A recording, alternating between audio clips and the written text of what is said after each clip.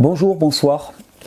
Il y a quelques jours, un de mes amis, Eric Viard, a publié une vidéo qui s'appelle Droit de réponse.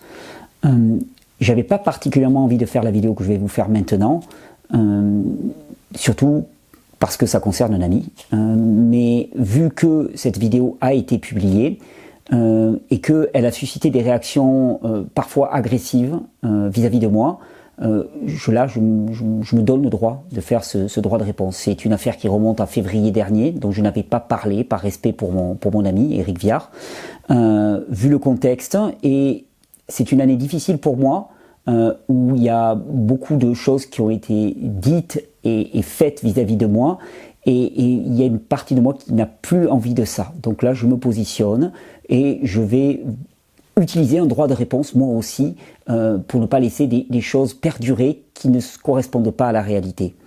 Donc dans cette vidéo qui s'appelle Droit de réponse, d'ailleurs sur la miniature, il y a marqué 15 ans d'amitié avec Thierry Casasnovas. À titre personnel, je trouve ça un petit peu racoleur. Ce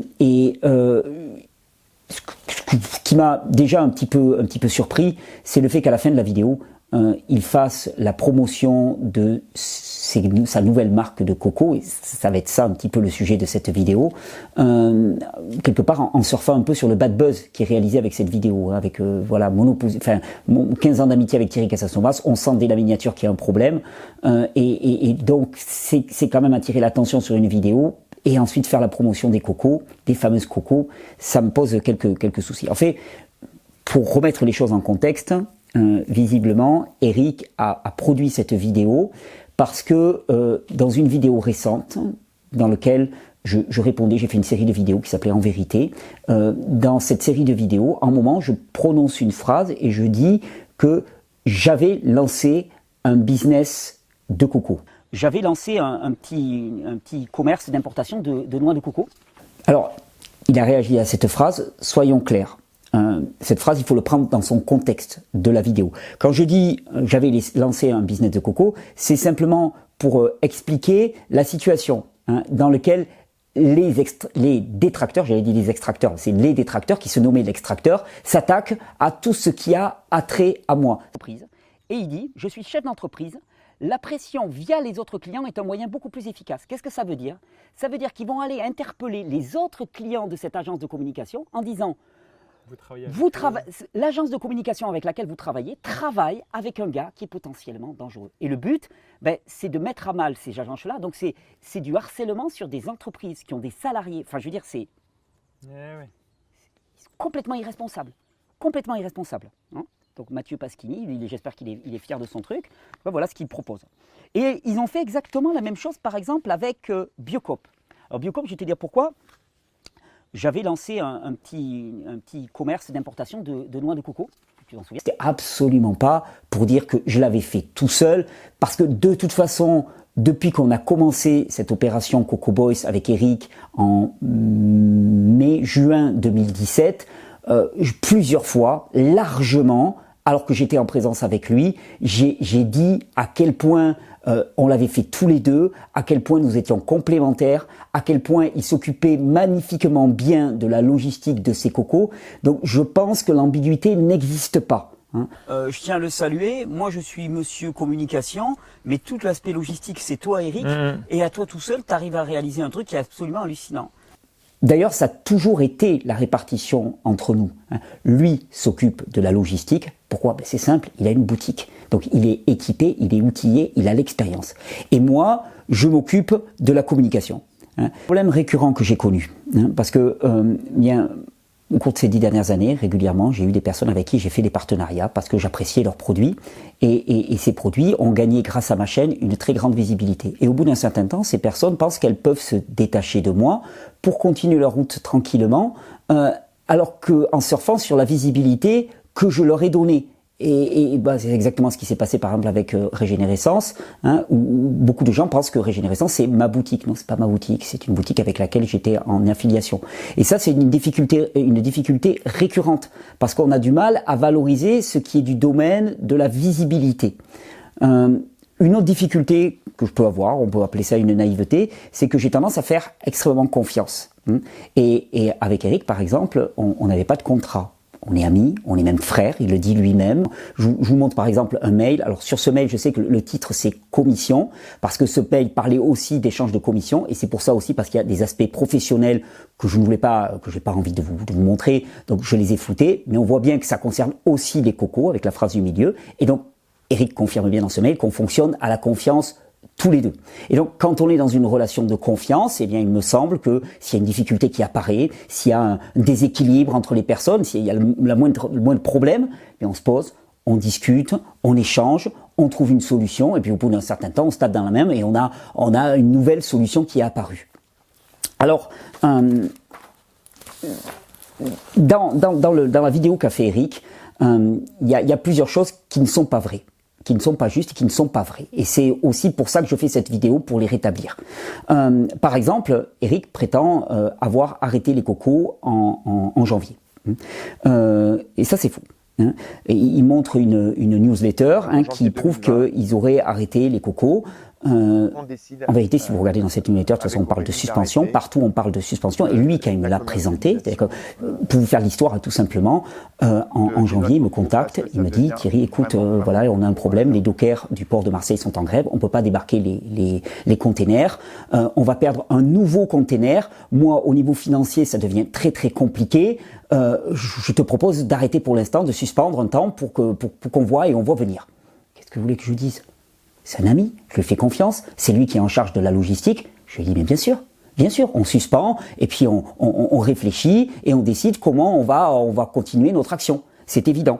Et d'ailleurs, c'est vraiment cette suspension. Eric, plus tard, va dire que j'étais désintéressé du projet, et on va y revenir ensuite.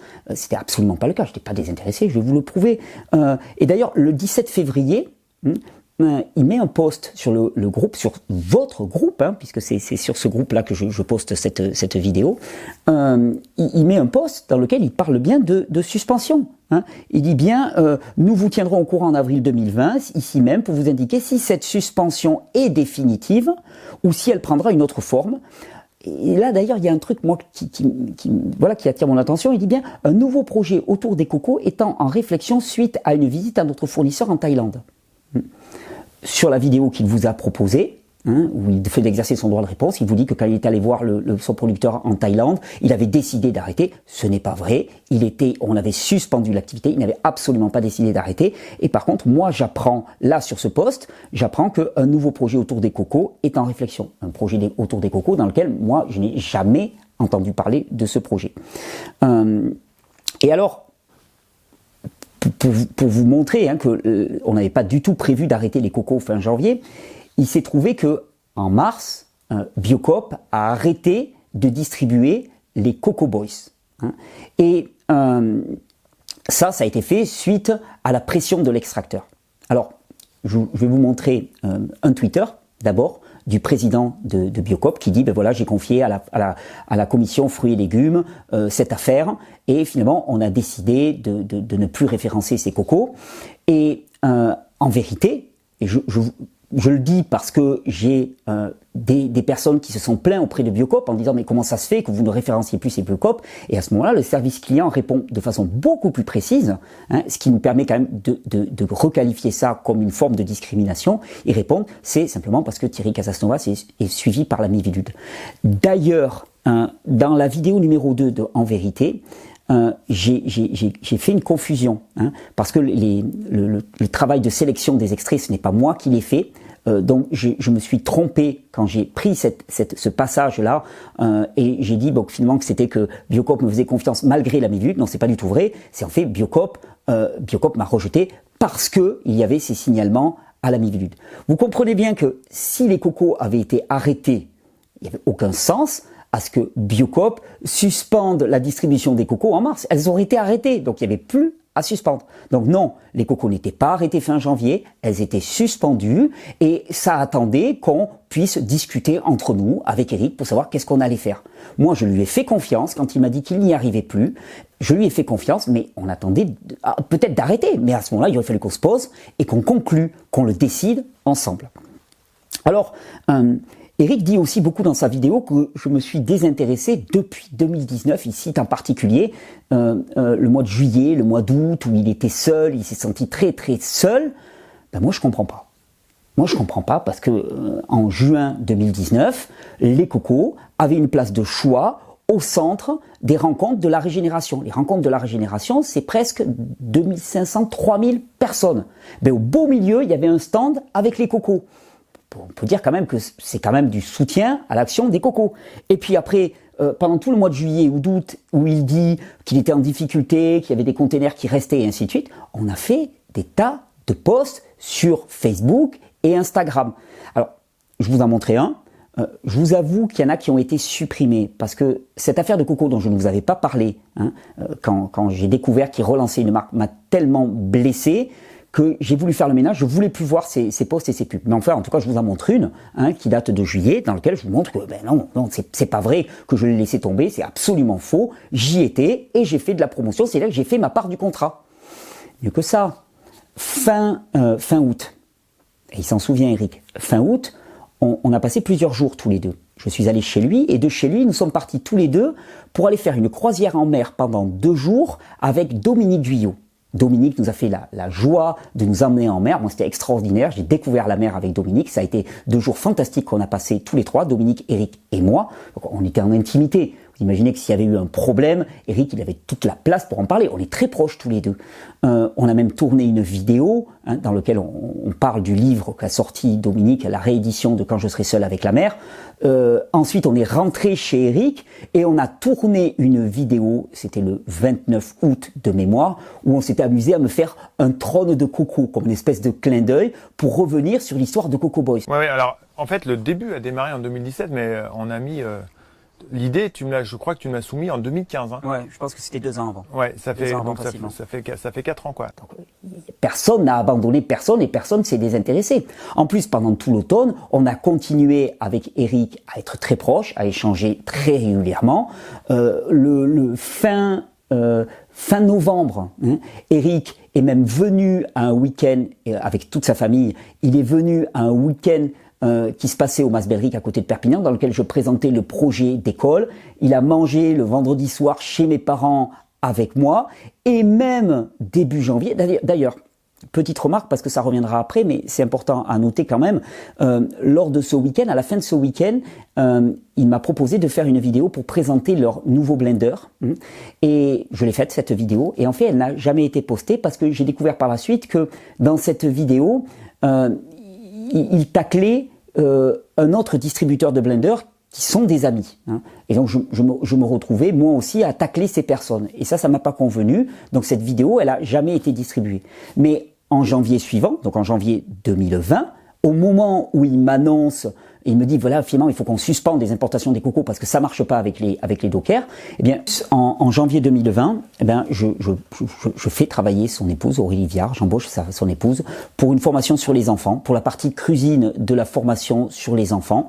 Moi j'avais déjà une cuisinière puisque je travaille avec Félicia, donc pour donner de la visibilité à Aurélie et aussi, je dirais aussi, et pour être honnête, pour faire plaisir aussi à Eric, puisque c'est un ami, j'embauche sa femme, qui aussi me propose des amis à elle, Sarah et Damien, que je prends aussi dans l'équipe. Donc on peut pas dire que je soutiens pas, je soutiens largement. D'ailleurs, j'ai même été choqué à l'époque, parce que suite à ce tournage qui a duré 3 jours, Aurélie remercie toute l'équipe, Sarah, Damien, Félicia pour l'extraordinaire ambiance, et moi, rien. Il n'y a pas un mot. Il n'y a pas un mot. Il aura fallu qu'il y ait quand même quelques manifestations de désapprobation pour qu'elle vienne corriger son poste et qu'elle m'inclue dans son poste pour dire on remercie aussi Thierry Casasnovas. Mais non, je ne suis pas remercié. En tout cas, on ne peut pas dire que depuis 2019 jusqu'en janvier 2020, quand est décidée la suspension des cocos, je ne suis pas présent, je n'assure pas mon rôle de communication, je suis avec Eric, on échange, on discute tout le temps, on se voit très régulièrement. S'il y avait un problème, il avait tout le loisir de m'en parler et on aurait pu réajuster. C'est comme ça qu'on a toujours fait, Eric le sait très bien. À vrai dire, j'ai jamais vraiment été proche d'Aurélie. Moi, Eric, c'est mon pote, c'est mon ami, c'est mon frère. Aurélie, elle est plus proche d'Irène Grosjean. Je peux ajouter, peut-être pas absolument nécessaire, mais quand même pour vous montrer dans quel état d'esprit on travaillait avec Eric, au moins la deuxième moitié, il faudrait que je regarde la comptabilité exactement, mais au moins la deuxième moitié de l'année 2019, Biovie, la société d'Eric, ne m'a pas versé les commissions, les parts liées à la distribution des cocos, il ne les a pas versés. Je suis pas allé râler, j'ai estimé que voilà, il y avait peut-être des problèmes de trésorerie et ainsi de suite. C'est pour vous donner un petit peu dans quel état d'esprit on travaillait tous les deux, vraiment 100% à la confiance. Et d'ailleurs, en termes de confiance, moi, dans la vidéo qu'il a publiée, Eric, j'étais particulièrement blessé, on peut utiliser ce mot-là, quand Eric dit ça marche mieux depuis que Thierry n'est plus là, quoi. Ça, c'est pas possible, c'est dégueulasse, quoi. Je veux dire, moi, je m'occupais de la communication. Je veux dire, comment ça peut marcher mieux sans communication? Je veux dire, si Eric a effectivement changé des choses au niveau logistique et que ça marche mieux, tant mieux. Mais ça n'a rien à voir avec ma présence ou ma non-présence. Ça aurait pu être implémenté alors que j'étais là. Hein, donc ça, pour moi, c'est gratuit et non valable, non valide. Alors, on va en arriver à ce mail flouté. Parallèlement à ça, Thierry nous confirme, fin février, il nous envoie un mail à Aurélie qui ne laisse la place à aucune ambiguïté, il ne souhaite plus travailler avec nous. Voilà. Pareil, j'ai pas l'habitude de montrer des mails privés en public. Le problème, c'est que là, il le montre, il en floute 98% pour en extraire une phrase. Et une phrase dans laquelle je dis quoi? Déjà, on peut la regarder, cette phrase. Dans cette phrase, je dis... alors c'est un mail, comme vous l'avez vu dans sa vidéo, que j'adresse à Aurélie, pas à Eric. Hein. C'est avec Eric que je travaille pour les cocos. Eric qui est le directeur de Biovie. Et là, donc, je m'adresse à Aurélie, et dans cette phrase, la seule qui ressorte, ils disent « Par conséquent, je te retire, c'est moi, je te retire, toi Aurélie, de tous mes projets passés et présents. » Je ne parle pas du tout de mon implication au sein de l'opération de Coco. Je parle évidemment, et vous allez le voir maintenant que je vais vous montrer le mail, je parle de tout ce que j'ai fait avec Aurélie, par exemple de l'inclure dans mes formations vidéo. Là, je lui dis c'est fini, c'est fini. Et pourquoi c'est fini? C'est là où je dois vous montrer ce mail. Il faut expliquer pour comprendre un petit peu certainement pourquoi on en est là où on en est actuellement. Il se trouve que il y a une personne qui a postulé pour travailler avec moi et Aurélie a tout fait pour essayer de faire en sorte que moi et ma femme on se retourne contre cette personne et on ne l'accepte pas pour travailler avec moi. Voilà. Elle a ensuite essayé même de retourner ma femme contre cette personne et après quand je me suis séparé avec mon épouse, quand dans le mail vous voyez le prénom Marina c'était mon épouse, elle s'est immiscée dans ma vie privée. Elle a divulgué ma vie privée en parlant de ma séparation. Elle a utilisé des éléments de ma vie privée qu'elle a complètement détournés, comme cette histoire de séparation, pour me faire passer pour un gros salaud. Et voilà. Et ça c'est la raison pour laquelle, fermement, je lui dis, je te retire de tous mes projets passés et présents, mes projets vidéo. Alors ensuite, par la suite, Aurélie a commencé à diffuser des rumeurs sur moi sur les réseaux sociaux et elle a écrit par exemple que d'un seul coup elle découvrait que j'étais un homme violent, avide de pouvoir, mythomane. Alors vous ferez remarquer quand même que on se connaît avec Aurélie depuis 4 ans qu'elle écrit ça, à peu près 4 ans. On se connaît avec Eric depuis 15 ans, d'accord. Je suis le parrain de leur fille. Bon, j'imagine qu'il n'aurait pas demandé à quelqu'un qui est mythomane, violent, et puis en 15 ans, tu vois, avec Eric, en 15 ans, tu as le temps de te rendre compte si le mec il est mythomane et violent. Hein. Donc ils n'auraient pas confié le fait d'être parrain de leur fille à quelqu'un qui serait mythomane et violent. D'un seul coup, je deviens mythomane et violent. Moi, je me demande sur quel fait elle se base pour dire ça, que d'un seul coup, je deviens comme ça. Plus grave, j'ai d'ailleurs des témoignages audio, je n'ai pas voulu diffuser pour pas mettre les personnes en porte-à-faux, mais je les ai, les témoignages audio, de personnes qui me disent qu'elle les a dirigés vers la page de l'extracteur. L'extracteur, je vous rappelle, c'est le gars quand même qui cette année a le plus cherché à me nuire, m'a poussé vraiment loin dans mes retranchements, en faisant vraiment un cyberharcèlement très difficile à supporter.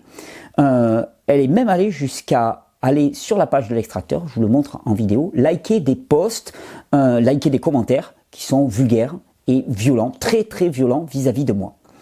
Moi en fait, ce que je retiens de tout ça, c'est que je reconnais plus Eric. Moi, je ne reconnais plus Eric depuis que Biovie est devenu Eric et Aurélie Viard Biovie. Aurélie est très proche de Régénérescence et d'Irène Grosjean. Moi, j'étais très proche d'Eric et maintenant, je ne suis plus du tout proche de lui. Alors, toute cette histoire, hein, la vidéo d'Eric, elle est avant tout autour des cocos. À titre personnel, c'est mon avis, je dirais que les cocos n'ont été qu'un prétexte. Comment est-ce que j'ai découvert cette histoire de coco? C'est simple, j'ai pas été au courant. Bien sûr que j'ai pas été au courant. Moi, j'étais resté sur on suspend les importations parce que nous avons des difficultés avec les dockers. Et moi, je m'étais mis dans la tête que Eric étant le logisticien, s'il me dit pour moi c'est trop dur, eh bien pour lui c'est trop dur. Et je le respecte. Moi, j'aimais bien ce projet de coco, je le trouvais sympa, on avait des produits de qualité. Mais voilà, bien sûr, la nouvelle marque de coco, Coco Bio, j'ai jamais été au courant. Moi, je les ai découverts par hasard à Biocoop.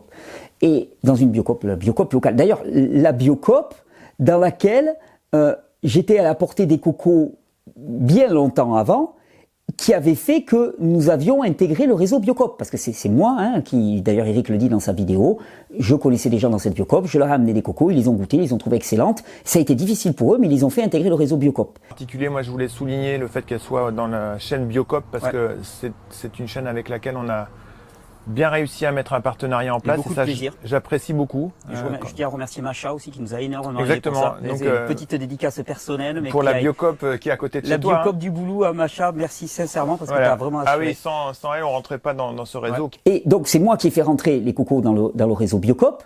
Je m'en suis... Le produit a été évincé pour délit de sale gueule, d'une certaine manière, hein, par pure discrimination.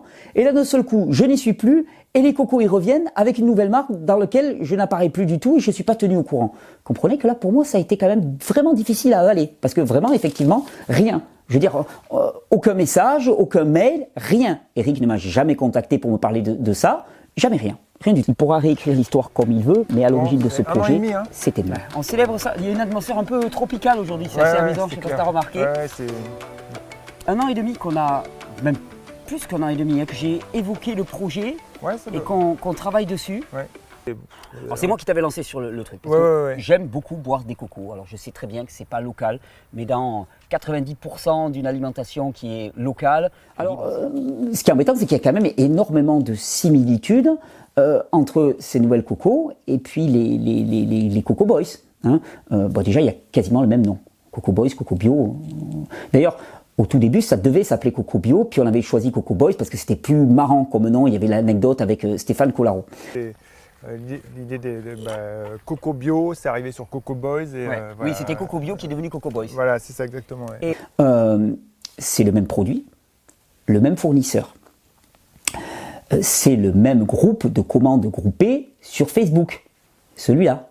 C'est d'ailleurs pour ça que je peux poster cette vidéo, parce que j'étais administrateur moi aussi de ce groupe de commandes groupées de Coco Boys, qui est resté le groupe de commandes groupées de Coco, mais maintenant c'est des Coco Bio, dans lequel Thierry a dégagé. Alors, plus intéressant, quand on avait voulu lancer la marque Coco Boys, Eric avait lancé un concours pour avoir le logo. Et ça nous avait donné le logo que je vais vous montrer à l'écran. Eh oui, c'est le même logo que Coco Bio. Alors, nous ne l'avions pas gardé parce que moi, il ne m'avait pas plu ce logo. Et donc, j'avais fait appel à une agence de Montpellier qui nous avait fait un autre logo que je trouvais plus amusant. Mais bon, le logo Coco Bio, c'est le logo qui avait été élaboré pour les Coco Boys. Et d'ailleurs, fait remarquable, ce qui avait amusé beaucoup de gens quand on avait fait le logo de Coco Boys, c'était cette petite caricature d'Eric et de moi. Ben, la caricature sur les Coco Bio, on les retrouve. Sauf que moi, je suis parti et j'ai été remplacé par Aurélie Viard, dur à avaler. Bon, pareil, si vous tapez cocoboys.bio, ce qui était le site Coco Boys, eh ben, ça renvoie directement vers le site Biovie. Donc c'est le même produit, c'est la même filiation. Il y a même des vidéos dans lesquelles j'apparais qui sont utilisées encore sur le site Biovie pour faire la promotion des Coco Bio. Hein, donc il y a vraiment un amalgame entre les deux qui est total. Alors,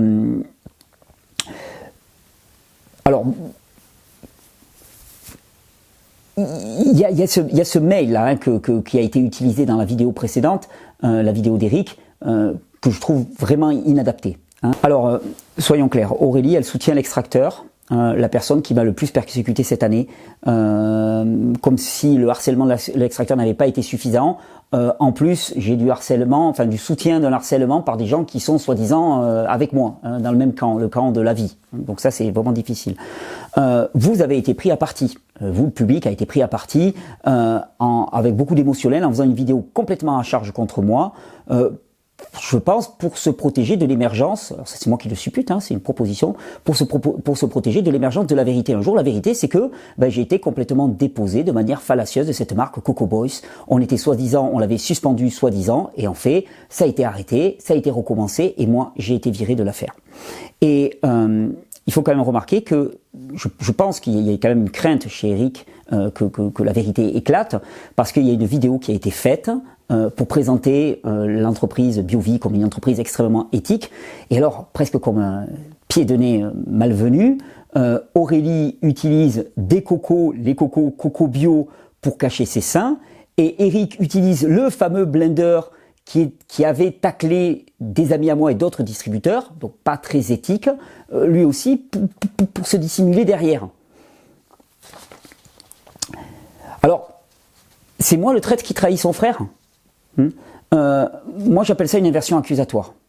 Et cette façon de prendre le parti, de prendre le public à partie, je trouve ça pas correct du tout. C'est pour ça que je me suis permis de faire ce droit de réponse. C'est pas mon habitude, mais je me suis permis de faire ce droit de réponse. Et je vais vous dire, je pense que Eric le verra cette vidéo. Eric sait très bien et que durant les mois de février, mars 2020, quand j'ai commencé à sentir que ça allait mal, que Aurélie faisait ses posts sur Instagram qui étaient extrêmement agressifs vis-à-vis de moi, je lui ai proposé qu'on se voit tous les deux, lui et moi, entre potes, entre hommes. Je lui ai dit, viens, on va sur une plage, on va marcher. Si on a des différends, on les pose. On s'engueule un bon coup, on gueule un bon coup, et on ne se lâche pas tant qu'on ne s'est pas pris dans les bras l'un l'autre, parce qu'on arrivera toujours à dépasser nos différends. On a vécu des trucs incroyables avec Eric. On a vécu des situations très difficiles tous les deux. On les a toujours traversées. Et bien là, ma proposition, elle est toujours valable. Elle est toujours valable. On peut prendre le temps de discuter. Moi, je crois qu'entre personnes de bonne volonté, on peut toujours trouver des solutions. Mais pas de vidéos comme ça, diffamatoires, dans lesquelles on utilise le mensonge et la tromperie pour arriver à faire une vidéo à charge. Ça, c'est pas correct. Je vous souhaite une très bonne journée, une très bonne soirée. Désolé d'avoir monopolisé votre temps pour ça, mais il me semblait quand même que cette mise au point était nécessaire.